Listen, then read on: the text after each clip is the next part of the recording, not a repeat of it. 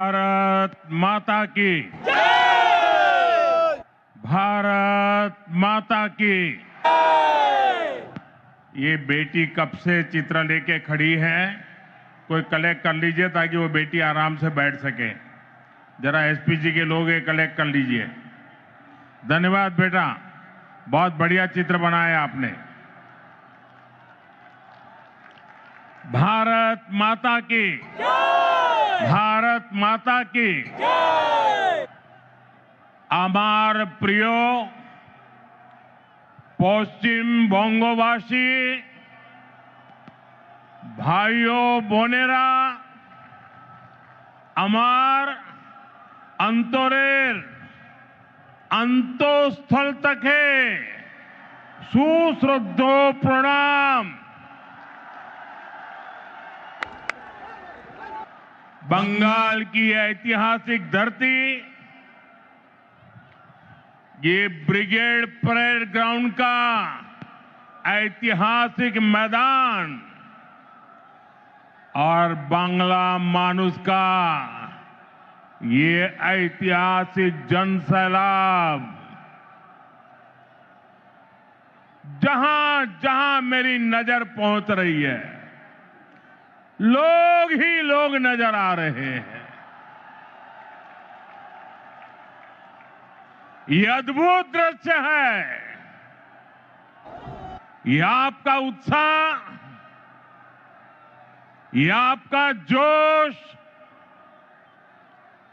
बंगाल क्या सोच रहा है, बंगाल के मन में क्या चल रहा है, अगर किसी को देखना है तो जरा ये तस्वीर देख ले।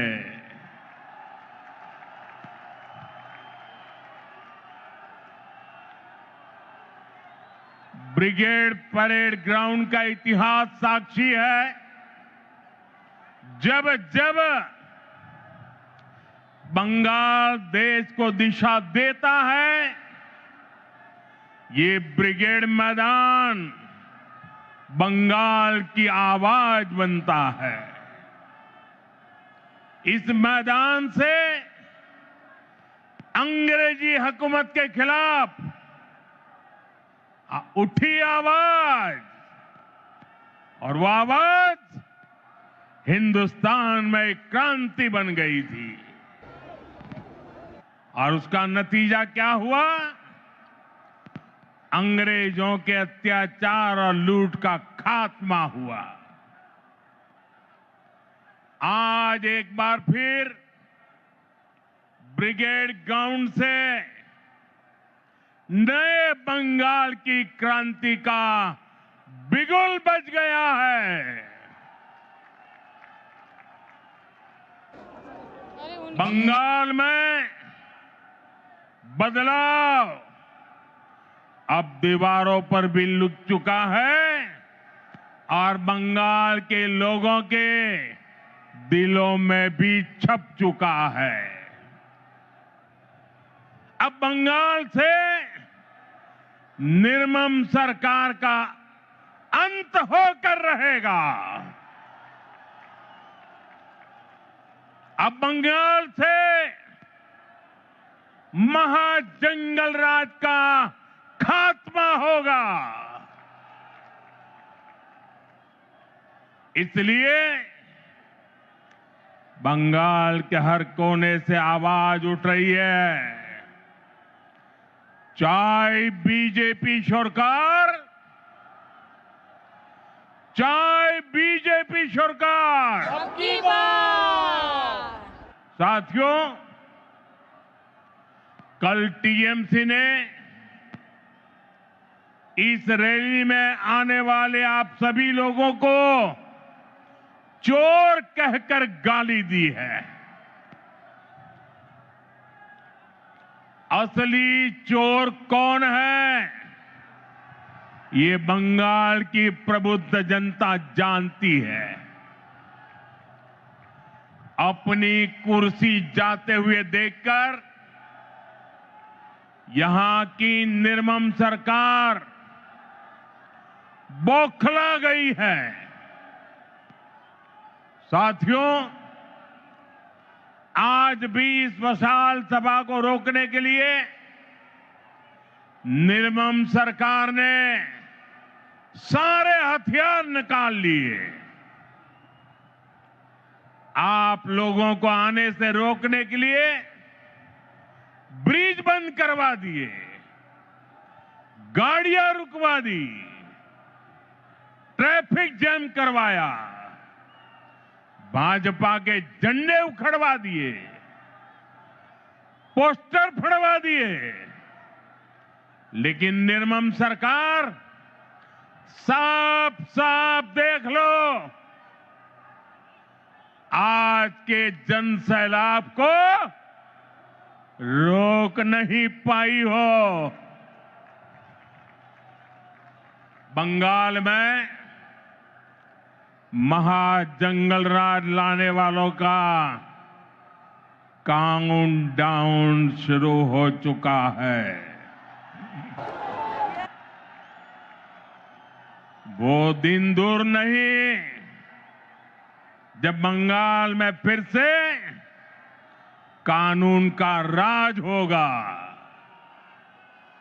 जो कानून तोड़ेगा, जो अत्याचार करेगा,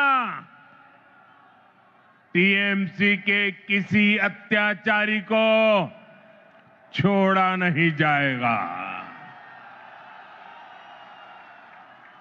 चुन चुन के हिसाब लिया जाएगा।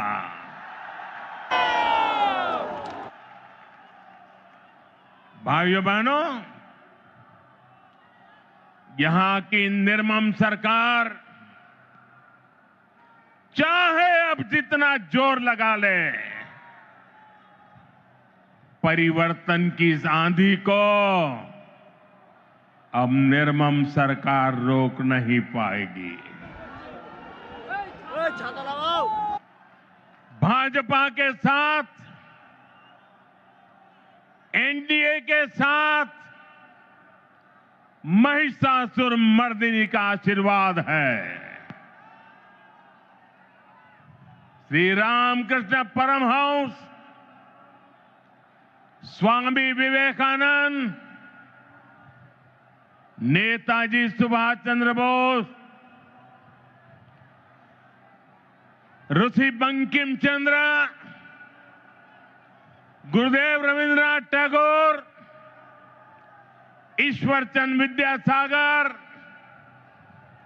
बागा जतीन और खुदीराम बोस, डॉक्टर श्यामा प्रसाद मुखर्जी, लोक माता रानी रोशमनी, ऐसी सभी महान विभूतियों ने जिस बंगाल की परिकल्पना की थी, भारतीय जनता पार्टी की सरकार उस बंगाल का निर्माण करेगी, नवनिर्माण करेगी। साथियों, बंगाल का विकास नेक नियत से होगा, सही नीतियों से होगा। बंगाल में अभी हमारी सरकार नहीं है, लेकिन फिर भी केंद्र सरकार के जरिए बीजेपी दिन रात बंगाल के विकास में लगी हुई है। आज भी अभी मैंने 18,000 करोड़ रुपए 18,000 करोड़ रुपए से अधिक की परियोजनाओं का उद्घाटन और शिलान्यास किया है। अभी 18,000 करोड़ कितना 18,000 करोड़ कितना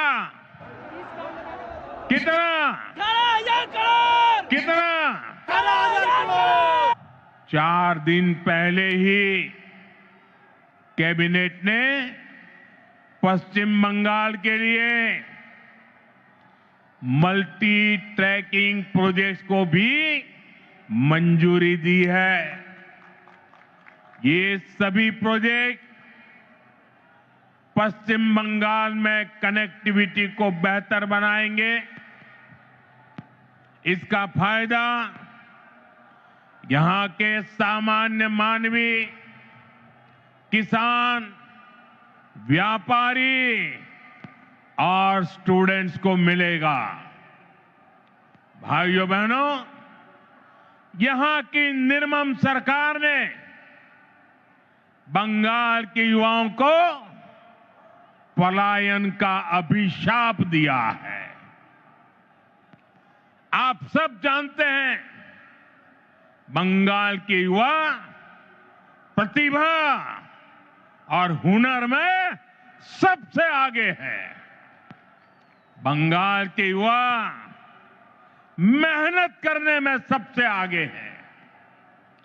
बंगाल एक समय पर पूरे भारत के विकास को गति देता था।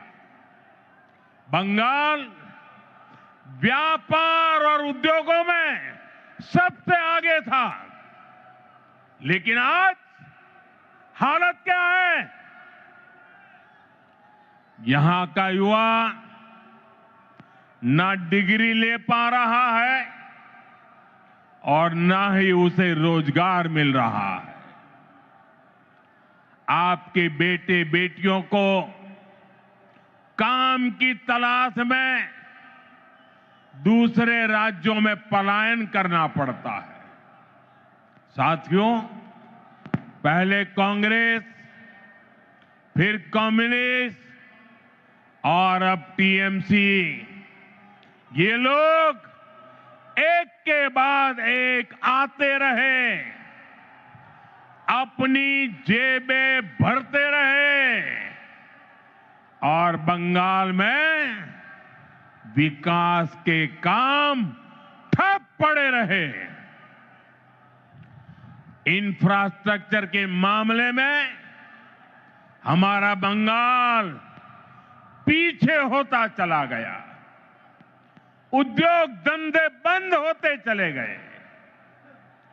यहां टीएमसी सरकार में नौकरियां खुलेआम बेची जा रही है। भर्तियों में घोटाले हो रहे हैं। अब समय आ गया है। अब समय आ गया है। ये हालात बदले। बंगाल के युवाओं को बंगाल में काम मिले। ये नौजवान बंगाल के विकास का नेतृत्व करें। এই স্বপ্ন আপনার আর এই স্বপ্ন পূরণ করা মোদির গ্যারান্টি।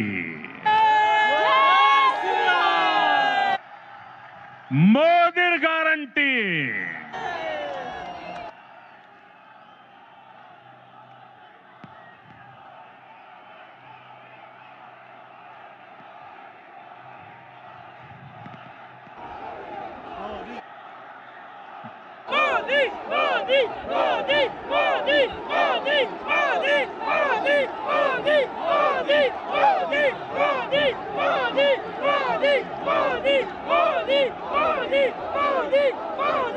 साथियों, टीएमसी सरकार का एक ही एजेंडा है। ये टीएमसी वाले न खुद काम करेंगे न करने देंगे। जब तक इनको अपना कट मनी नहीं मिल जाता, ये किसी भी योजना को गांव गरीब तक नहीं पहुंचने देते। इसलिए टीएमसी सरकार केंद्र की योजनाओं को रोक कर रखती है। आप देखिए, हम कारीगरों और कामगारों को आगे बढ़ाने के लिए पीएम विश्वकर्मा योजना चला रहे हैं। हमारे कुम्हार, लोहार, बढ़ई ऐसे हुनरमंद लोगों को इसका लाभ मिल रहा है, लेकिन निर्मम सरकार ने बंगाल में योजना पर ब्रेक लगा रखी है। मुझे बताइए भाइयों, मेरे इन विश्वकर्मा भाइयों को भारत सरकार के पैसे पहुंचने चाहिए कि नहीं पहुंचने चाहिए? पहुंचने चाहिए। उनको मदद मिलनी चाहिए कि नहीं मिलनी चाहिए? मिलनी चाहिए। उनका भविष्य उज्जवल होना चाहिए कि नहीं होना चाहिए? केंद्र सरकार पैसे दे रही है, बंगाल को कुछ नहीं करना है, लेकिन उसके बावजूद भी ये विश्वकर्मा समाज के मेरे छोटे छोटे भाई बहनों को उसे वंचित रखा जाता है। साथियों, देशवासियों को मुफ्त बिजली देने के लिए हमने पीएम सूर्यघर मुफ्त बिजली योजना शुरू की है। केंद्र की भाजपा सरकार इसके लिए हर लाभार्थी को 75 से 80 हजार रुपया देती है। आपको, बंगाल के मेरे भाई बहनों को, हर परिवार को मोदी सरकार 75 से 80 हजार रुपया देती है। जो लाभार्थी पीएम सूर्यघर मुफ्त बिजली योजना से जुड़ता है, उसके घर का बिजली बिल 0 हो जाता है। लेकिन बंगाल सरकार इसे भी लागू नहीं होने दे रही। आप मुझे बताइए, आपका बिजली बिल 0 होना चाहिए कि नहीं? बिजली बिल 0 करने के लिए मोदी की मदद मिलनी चाहिए कि नहीं मिलनी चाहिए? मिलनी चाहिए। जो इसे रोकते हैं वो आपके दुश्मन है कि नहीं है? बंगाल के दुश्मन है कि नहीं है? हर परिवार के दुश्मन है कि नहीं है? साथियों, बंगाल के विकास में चाय बागानों और उनमें काम करने वाले श्रमिकों की बड़ी भूमिका है। लेकिन चाय बागानों के श्रमिकों को पीएम चाय श्रमिक प्रोत्साहन योजना का लाभ नहीं मिल रहा है। मुझे बताइए, चाय बागान के मेरे श्रमिकों को ये लाभ मिलना चाहिए कि नहीं मिलना चाहिए? मिलना चाहिए। उनको मदद मिलनी चाहिए कि नहीं मिलनी चाहिए? मिलनी चाहिए। केंद्र सरकार की इस योजना में बंगाल सरकार रोड़े अटका रही है। साथियों, आप सबने देश भर में पीएम आवास योजना की सफलता के बारे में सुना है। दुनिया के लोग भी जब सुनते हैं ना, अचरज करते हैं। जो लोग बंगाल से बाहर रह रहे हैं, ऐसे हर गरीब परिवार को पक्का घर मिल रहा है। लेकिन यहां क्या हुआ? योजना का नाम बदल दिया गया, लाभार्थियों की सूची में गड़बड़ की और जिन गरीबों को घर मिलना चाहिए था, वे आज भी इंतजार कर रहे हैं। ईमानदारी से, ट्रांसपेरेंसी से बंगाल के गरीबों को पक्का घर मिलना चाहिए कि नहीं मिलना चाहिए? मिलना चाहिए। ये टीएमसी सरकार मिलने देगी क्या? नहीं। ये निर्मम सरकार मिलने देगी क्या? कुछ नहीं। ये सरकार जानी चाहिए कि नहीं जानी चाहिए? मिलना चाहिए। गरीबों को घर मिलना चाहिए कि नहीं मिलना चाहिए? मिलना चाहिए। साथियों, इतना ही नहीं, यही हाल जल जीवन मिशन का भी है। बंगाल में लोग पूछ रहे हैं, जब देश के बाकी हिस्सों में हर घर जल पहुंच सकता है तो बंगाल में क्यों नहीं? भाइयों बहनों, केवल बिजली, पानी, सड़क और घर इसकी बात नहीं है। ये टीएमसी सरकार अपनी स्वार्थी राजनीति की वजह से आयुष्मान योजना को लागू नहीं कर रही है। देश के करोड़ों लोग इस योजना के तहत 5 लाख रुपए तक के मुफ्त इलाज का लाभ उठा रहे हैं। मुझे बताइए, गरीबों को बीमारी में 5 लाख रुपए तक की मदद पहुंचनी चाहिए कि नहीं पहुंचनी चाहिए?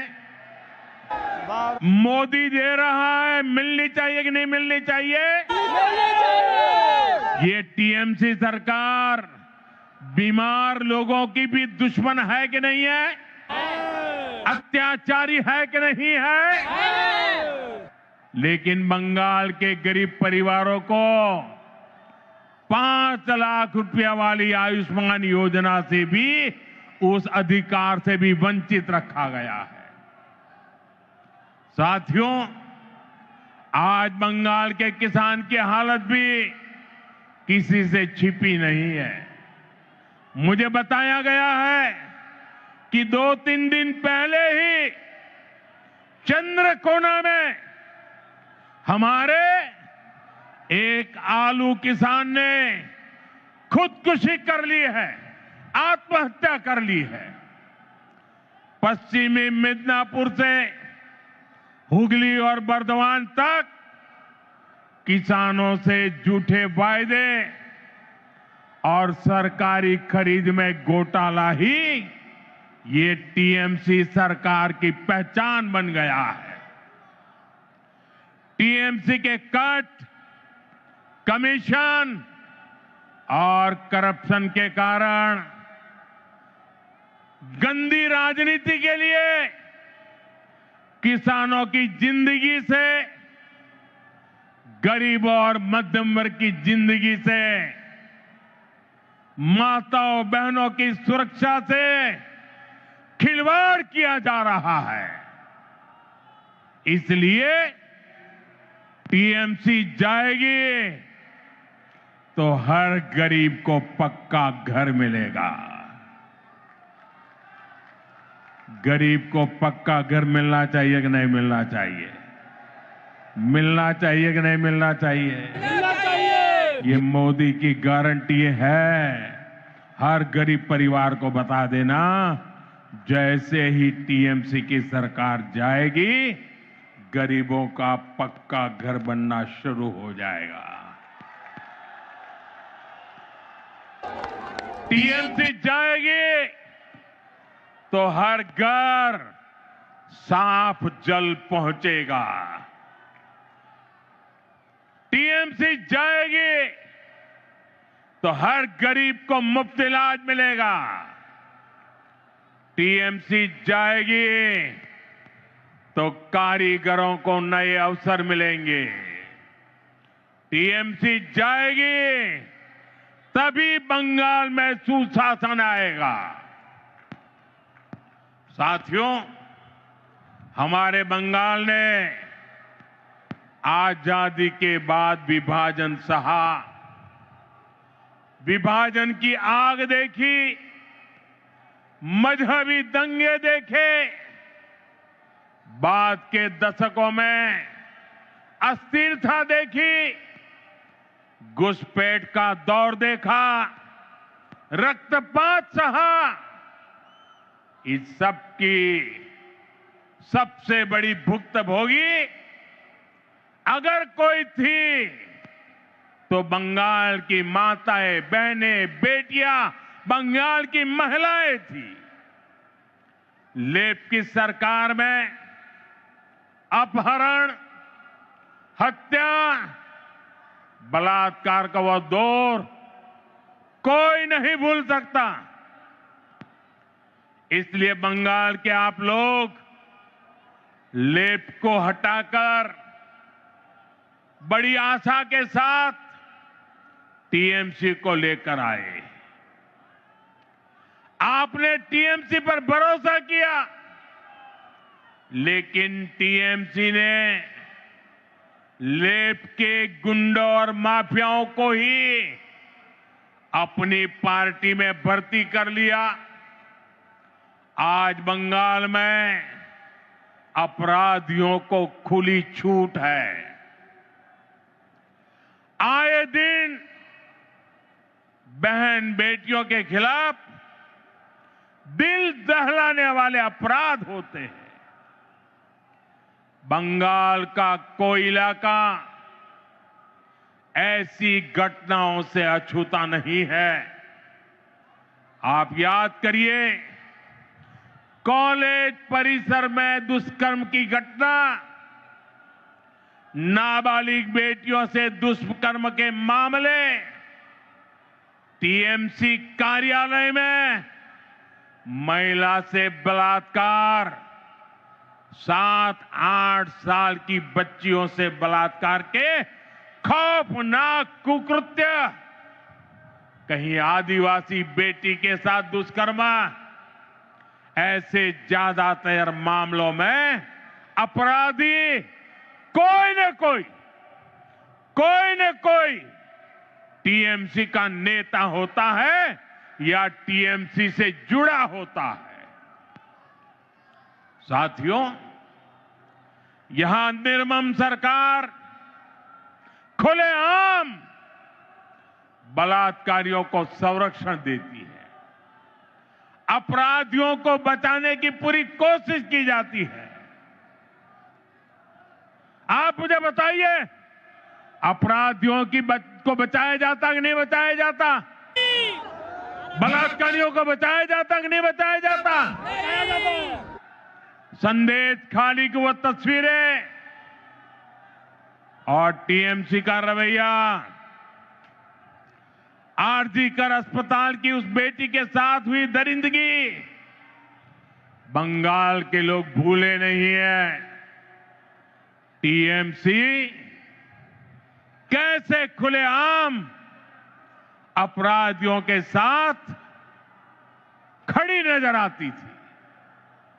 साथियों, इसी मानसिकता का परिणाम है आज महिलाओं के खिलाफ एसिड अटैक जैसे घिनौने अपराध इतने ज्यादा मात्रा में पश्चिम बंगाल में हो रहे हैं। जो बंगाल एक समय देश का सबसे प्रगतिशील राज्य होता था, आज वहां शाम होते ही माएं बेटियों को फोन करके कहती है, बाड़ी फिर ऐशो सौंदे न माराइए। शक्ति की पूजा करने वाले बंगाल को ऐसे हालात मंजूर नहीं होंगे। मैं बंगाल की मेरी माताओं बहनों को भरोसा दिलाता हूं, आप भाजपा को, बीजेपी को अपना आशीर्वाद दीजिए। बीजेपी सरकार में महिलाएं सुरक्षित होगी और अपराधी जेल में होंगे, और ये मोदी की गारंटी है।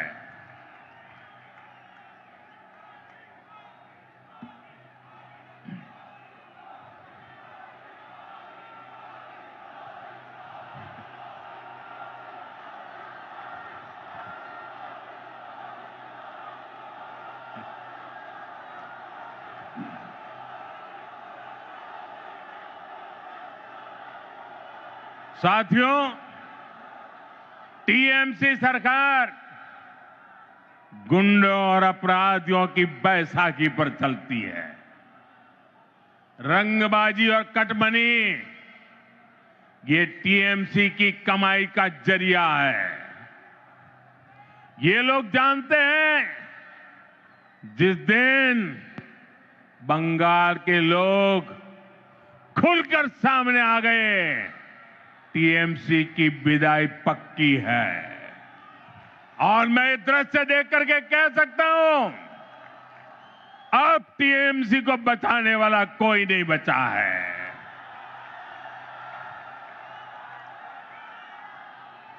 इसलिए ये बंगाल के आप लोगों को डरा धमका कर रखना चाहते हैं। इसके लिए टीएमसी वाले माफिया गिरोहों को पालते हैं।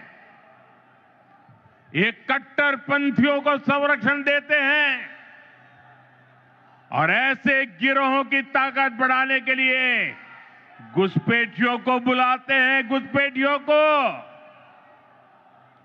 साथियों, ये टीएमसी मां माटी मानुष के नारे पे सत्ता में आई थी। आज वही मां रो रही है, माटी को लूटा जा रहा है और बंगाली मानुष बंगाल छोड़ने पर मजबूर हो रहा है। घुसपैठियों की वजह से आज बंगाल की रोटी, बेटी, माटी, उस पर सबसे बड़ा खतरा आ गया है। ये लोग बंगाल के लोगों का रोजगार छीन रहे हैं। हमारी बहन बेटियों की सुरक्षा खतरे में पड़ गई है और बंगाल के लोगों की जमीनों पर, बंगाल की माटी पर इन घुसपैठियों का कब्जा दिलवाया जा रहा है। इसका परिणाम आज सबके सामने है। बीते दशकों में बंगाल के ज्यादातर इलाकों में डेमोग्राफी बदल गई है। बंगाली हिंदुओं को जानबूझकर अल्पसंख्यक बनाया जा रहा है। तुष्टीकरण का ऐसा खुला खेल, जब शरणार्थी हिंदुओं को नागरिकता देने की बात होती है तो पूरी टीएमसी उसका विरोध करती है।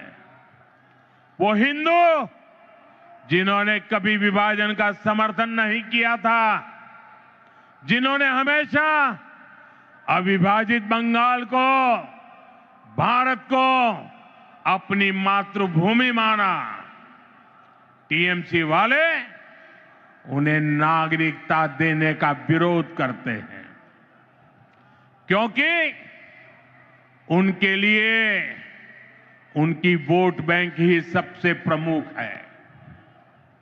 वो हिंदुओं को तो अपनी वोट बैंक नहीं समझते, उनसे उनके आपराधिक गिरोह नहीं बढ़ते। इसलिए ये लोग एसआईआर का भी विरोध करते हैं, ताकि घुसपैठियों के नाम वोटर लिस्ट से हट न जाए, वोटर लिस्ट शुद्ध न हो जाए। और ये तो ऐसे लोग हैं जिनकी मृत्यु हो चुकी है, उनके भी नाम निकालने के लिए तैयार नहीं है। भाइयों बहनों, डेमोग्राफी के इस खतरनाक बदलाव ने आज बंगाल को असुरक्षित बना दिया है और अब तो यहां खुलेआम धमकी दी जा रही है। कहा जा रहा है एक खास कम्युनिटी वाले मिलकर आप लोगों को खत्म कर देंगे। संविधान की कुर्सी पर बैठकर ऐसी धमकी, करोड़ों बंगाली लोगों को खत्म करने की बात आपके मुंह में शोभा नहीं देती है। मैं पूछना चाहता हूं, वो कौन लोग हैं जो टीएमसी सरकार के इशारों पर करोड़ों लोगों को खत्म कर देंगे? साथियों, धमकाने डराने की इस राजनीति को टीएमसी ने इसे अपना हथियार बना लिया। चुनाव में वोटरों को धमकी, सरकार की नीतियों के आलोचकों को धमकी, मीडिया को धमकी, विपक्ष को धमकी। ये बंगाल में खौफ का कैसा माहौल बनाकर रखना चाहते हैं, ये पूरे देश को जानना चाहिए। ये लोग कहते हैं तृणमूल को जिसका वोट नहीं, टीएमसी को जिसका वोट नहीं, तो वो बंगाली नहीं। तृणमूल को वोट नहीं तो सरकार योजना का उसे लाभ नहीं। तृणमूल को वोट नहीं तो घरों में बिजली पानी नहीं। टीएमसी सिंडिकेट के जरिए नहीं जाओगे तो कोई सप्लाई नहीं। लेकिन साथियों, मैं टीएमसी को याद दिलाना चाहता हूं, टीएमसी की गुंडागर्दी के दिन अब खत्म होने जा रहे हैं।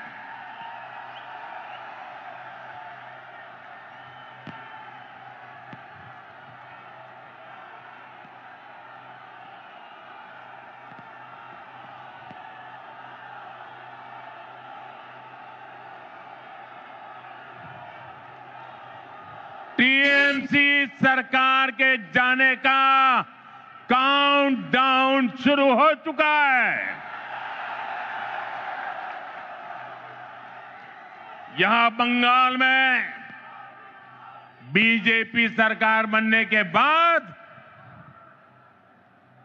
एक तरफ हम सबका साथ सबका विकास ये मंत्र लेकर चलेंगे और दूसरी तरफ सबका हिसाब लिया जाएगा।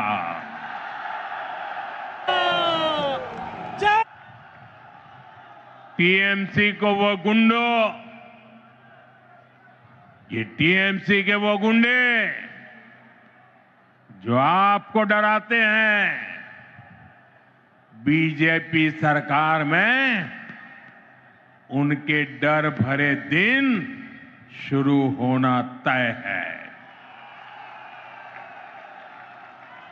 बीजेपी सरकार में खौफ हर अपराधी को होगा, खौफ हर घुसपैठिए को होगा, खौफ तुष्टीकरण की राजनीति करने वालों को होगा, क्योंकि कानून अपना काम करेगा, कानून का राज आएगा। ऐसे लोगों को मुंह छिपाने की जगह नहीं मिलेगी। ऐसे अपराधियों को सिर्फ एक ही जगह होगी, एक ही जगह होगी, जेल, जेल, जेल। साथियों, बंगाल की निर्मम सरकार में आज सबसे ज्यादा प्रताड़ित यहां का दलित, आदिवासी और हमारे गरीब भाई बहन हैं। आदिवासी समाज के साथ कैसा अन्याय होता है ये किसी से छिपा नहीं है, लेकिन अब तो टीएमसी सरकार इन्होंने सभी सीमाएं लांघ दी है। आप देखिए, अभी कुछ दिन पहले हमारे देश की महामहिम राष्ट्रपति, आदिवासी समाज की बेटी आदरणीय द्रौपदी मुर्मू जी बंगाल आई थी। उन्हें संथाल आदिवासी परंपरा के पावन उत्सव में शामिल होना था, लेकिन अहंकार में डूबी इस निर्मम सरकार ने न केवल उस कार्यक्रम का बहिष्कार किया, बल्कि उसे पूरी तरह बदइंतजामी के हवाले कर दिया, क्योंकि एक आदिवासी बेटी इतने बड़े पद पर है, टीएमसी वालों को उनका सम्मान मंजूर नहीं हुआ। द्रौपदी मुर्मू जी, जो हमेशा अपनी सरलता के लिए जानी जाती है, उन्हें खुद बड़े दुखी मन से खेद व्यक्त करना पड़ा। भारत के राष्ट्रपति को अपनी तकलीफ बतानी पड़ी। टीएमसी वालों को ये याद रखना पड़ेगा, उन्होंने केवल द्रौपदी मुर्मू जी का अपमान नहीं किया है, उन्होंने करोड़ों आदिवासियों का अपमान किया है, उन्होंने करोड़ों महिलाओं के सम्मान को ठेस पहुंचाई है, उन्होंने देश के सर्वोच्च पद की गरिमा को ठेस पहुंचाई है, इन्होंने भारत के संविधान का अपमान किया है, इन्होंने बाबा साहब आंबेडकर का अपमान किया है। और इसका जवाब बंगाल के लोगों से टीएमसी को मिलने वाला है, निर्मम सरकार को मिलने वाला है। साथियों, टीएमसी सरकार ने बंगाल को पूरी तरह से अराजकता के हवाले कर दिया है। संवैधानिक व्यवस्थाओं पर आए हर दिन हमले करने के वो रास्ते खोजते रहते, हमले करते रहते।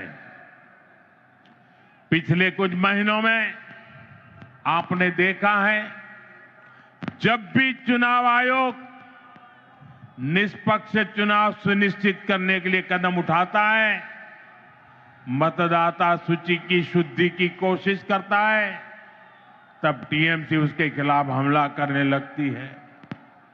जो संस्था स्वतंत्र और निष्पक्ष चुनाव कराने के लिए जिम्मेदार है, उसी की विश्वसनीयता पर सवाल खड़े किए जाते हैं।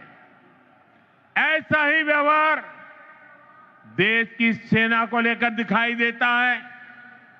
जब 2019 में भारतीय वायुसेना ने बालाकोट में आतंकवादी ठिकानों पर निर्णायक कार्रवाई की, तब टीएमसी ने देश की वायुसेना से कार्रवाई का सबूत मांगा।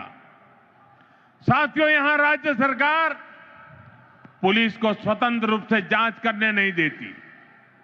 जब राष्ट्रीय एजेंसियां टीएमसी सरकार के भ्रष्टाचार या गंभीर अपराधों की जांच करना चाहती हैं, तो उन्हें भी रोकने की कोशिश होती है। अब जरा सोचिए, न्याय के लिए लोग आखिर कहां जाएंगे? साथियों, तृणमूल वाले यही अराजकता दिल्ली तक फैलाने की कोशिश करते हैं। आपने संसद में भी देखा है, सदन के भीतर कैसे कागज फाड़े जाते हैं, कैसे बहस को रोका जाता है, कैसे सदन की कार्यवाही को बाधित किया जाता है। देश टीएमसी की शर्मनाक हरकतें देखकर हैरान होता है। साथियों, बंगाल के प्रबुद्ध लोग अब इस अराजकतावादी सरकार के खिलाफ संकल्प ले चुके हैं। इस अराजक सरकार को उखाड़ फेंकने का काम इसी धरती के लोग करने वाले हैं।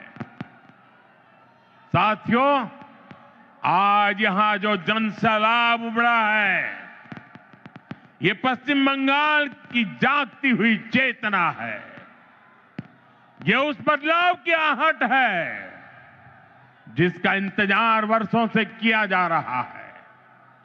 पश्चिम बंगाल में दार्जिलिंग की पहाड़ियों से लेकर सुंदरबन के द्वीपों तक, उत्तर बंगाल के चाय बागानों से लेकर कोलकाता की गलियों तक, आज हर जगह पर एक ही चर्चा है, बदलाव चाहिए। और ये बदलाव अब होकर रहेगा। साथियों, बंगाल की आत्मा कभी हार मानने वाली नहीं है। बंगाल का नौजवान कभी हार मानने वाला नहीं है। बंगाल की बेटियां कभी हार मानने वाली नहीं है। बंगाल का किसान कभी हार मानने वाला नहीं है। जब जब इस भूमि के सामने चुनौतियां आई है, तब तब यहां की जनता ने साहस के साथ उनका सामना किया है। गुरुदेव रविन्द्रनाथ ठाकुर ने भी हमें संदेश दिया है। उन्होंने कहा था, विपदे मोरे रक्षा करो, ये नोहे मोर प्रार्थना विपदे आमी ना जाए जेनो कोरी बॉय। आज भी वही समय है। कुछ लोग आपको डराने की कोशिश करेंगे, कुछ लोग कहेंगे कि बदलाव संभव नहीं है, लेकिन याद कर रहिए और याद जरूर रखें, जब जनता ठान लेती है तो कोई भी ताकत उसे रोक नहीं सकती। और बंगाल की जनता ने जब भी ठाना है, इतिहास बदल कर दिखाया है। आज मुझे इस ऐतिहासिक ब्रिगेड मैदान में वही आत्मविश्वास मेरी आंखों के सामने दिखाई दे रहा है। याद रखिए, इस बार चुनाव सिर्फ सरकार बदलने का नहीं है। इस बार चुनाव बंगाल की आत्मा को बचाने का चुनाव है। इस बार चुनाव व्यवस्था बदलने का है। इस बार चुनाव कटमनी से छुटकारे का है। इस बार चुनाव डर से मुक्ति का है। मैं आने वाले परिवर्तन के लिए मेरे बंगाल के भाइयों बहनों को बहुत बहुत शुभकामनाएं देता हूं। मेरे साथ बोलिए, मेरे साथ पूरी ताकत से बोलिए, पाल्टानो दोरकार, बीजेपी सरकार, पाल्टानो दोरकार, बीजेपी सरकार, पाल्टानो दोरकार, बीजेपी सरकार, पाल्टानो दोरकार। बीजेपी सरकार। पश्चिम बंगेर জনগণের জয় হোক। जय हिंद। भारत माता की, जय भारत माता की। जय वंदे मातरम, वंदे मातरम, वंदे वंदे मातरम, वंदे मातरम, वंदे मातरम, वंदे मातरम, वंदे। मातरम।